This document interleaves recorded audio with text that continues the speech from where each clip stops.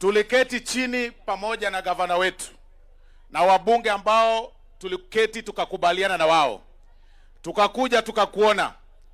Gavana akaomba soko, gavana akaomba barabara ya Nyanchwa na hizo area zingine pamoja na stadium. Wabunge ambao wako hapa, Nyaribari Chache akaomba barabara, akapewa barabara mbili ambazo zinaanzwa. Mheshimiwa Nyakundi akaomba barabara, akapewa. Waheshimiwa wengi ambao wako hapa, Nyaribari Masaba akaomba, akapewa.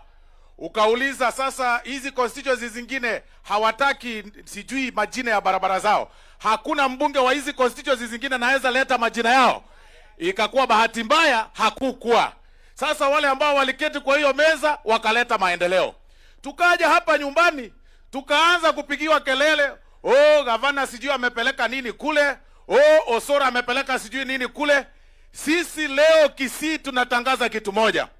Maneno ya kura na siasa ni 2027 August.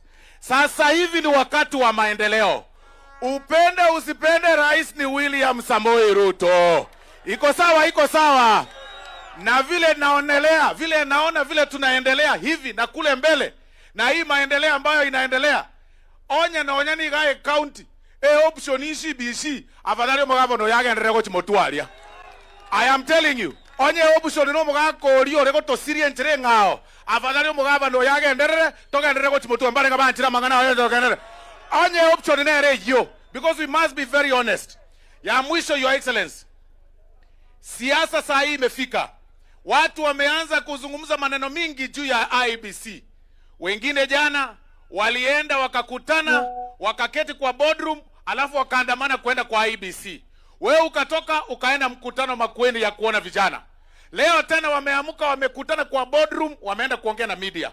Wewe umekuja kuzungumza na wananchi hapa.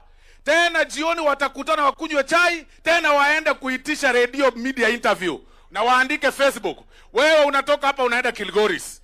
Tena kesha asubuhi wataketi tena wakiandika ni strategy. Na historia ya Kenya hii inaonekana tu kwamba hakuna kura iko katika IEBC. Kura iko kwa wananchi.